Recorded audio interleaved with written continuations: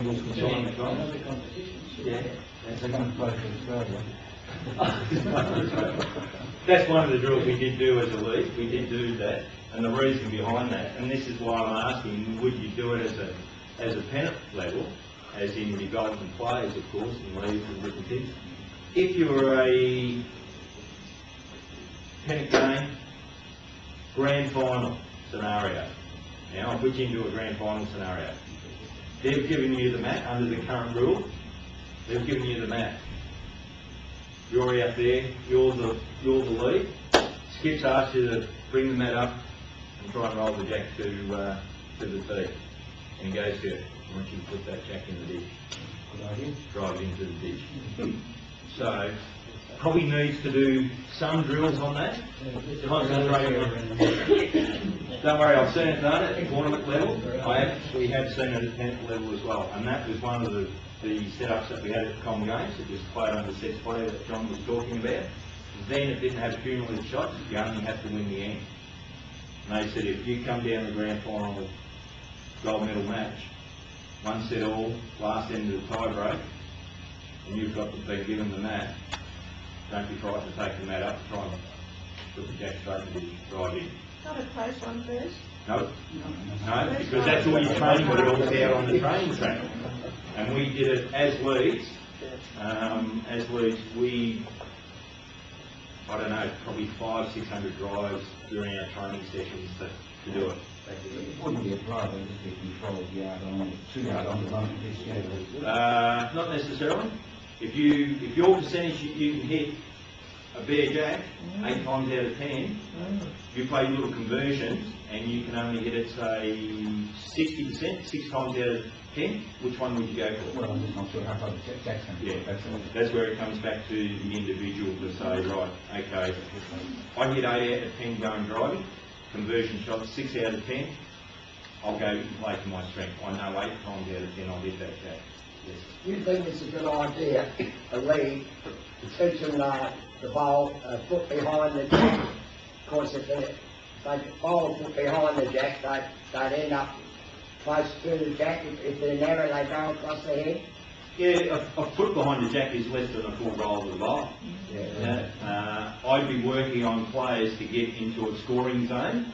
Ideally, you would like them maybe in the scoring zone behind the jack, but I would still take it if my lead was a foot short in front of the jack too, because getting a close second. The leads don't have to get shot. All they've got to do is set the heads up for the rest of the side.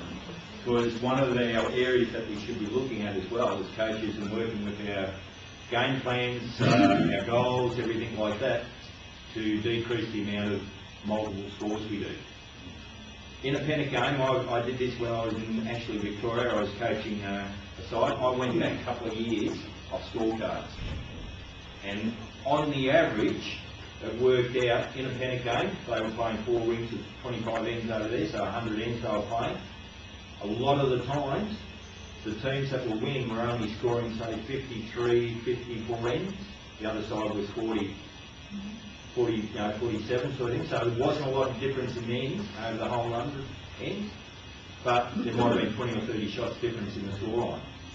And what it was the side that won controlled the losses. The sides that lost did a lot of multiple scores, and at times there was 20, 30 shots scored in multiple scores. Inappropriate choices shots. Inappropriate choices shots could be. It may be also we weren't consistent enough. We just didn't have those processes in place where we didn't back ourselves to draw a shot or cut it back. So in a training scenario, one of your drills might be set up that you're 5 or 6 down, set up ahead. You get the guys there, you get the skips, the thirds, even the leads, because it all matter about getting into a scoring area, is put them under pressure. That's what I was saying. If you can put them under pressure in the training, it doesn't score as your pennant scores, winning or losing, but put them into that process. So then when in a game, I've done this 100 times at training, they just feel nice and comfortable and play the shot. Lose 1, not 5. Multiple scores, yeah. That's it. Control. I did the analysis every week of the results from that point of view, but I don't put that under an individual skipper's name, so it was straight up as the whole side. How many ranks we lost for the 5, 4, 3, 2, 1. And that made a dramatic effect. We did that all last season. So we were saying we've got to win more games by losing by less. And it works because they start taking over all responsibility and making sort of season. You have 75, they're shot. You get it down to 2s and 3s. Something manageable. That's right. Ron's saying about the overall responsibility that the people are taking by recording all this. It's players taking the ownership of it. Because as coaches, the players are out on the green, and it's all about them. It's all about the athletes and the players out there. Bill, would that be done or tried by conversion though, by the skipper converting to, 1 up to 5 up or whatever? Yeah, well that's right. It comes back to players' strengths. It might be a scenario that the player's strength is about conversion shots. Hey, on the scorecard it doesn't say how you get the shot or how you cut it back. It's all about conversion shots. Playing the right shots at the right time. If you're 5 down, but there's a bowl there, there's a yard hole there, and another one there, and they've got one on the jack, would you play drive at that? If there's plenty of holes there?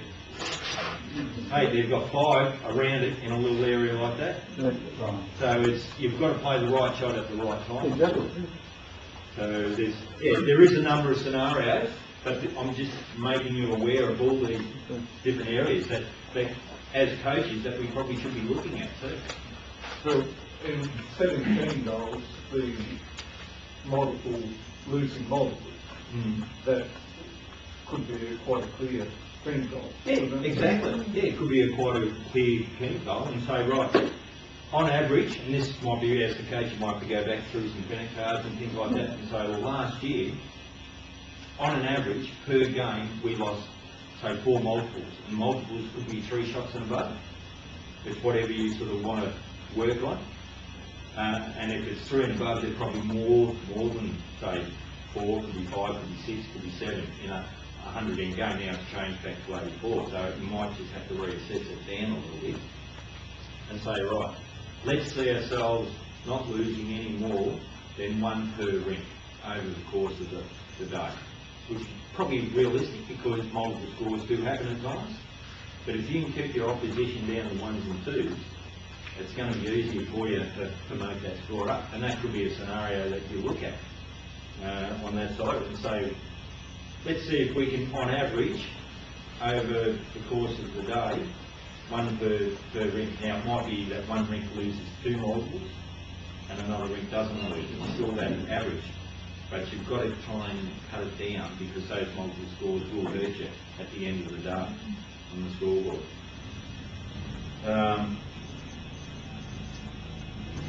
Do we, as teams setting up goals, do we play to the individual rink scoreboard? No. No. We know that. What do you think about the players?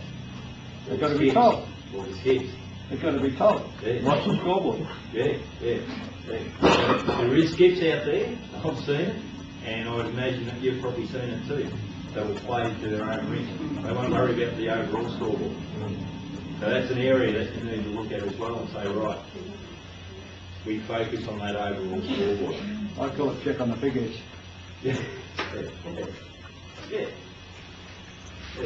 Control losses might be another scenario too. You might have a team that's losing, and we do in Pennant, very rarely we'll have the whole 4 rinks get up.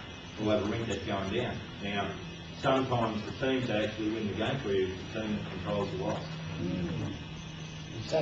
The second should keep check of all the scores and let the other skippers know what's going on. Yeah. Does your club have a master scoreboards here in South Australia? No. Yeah.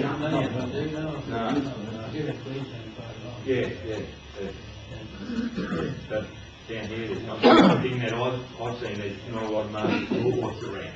I won't be any sure on that.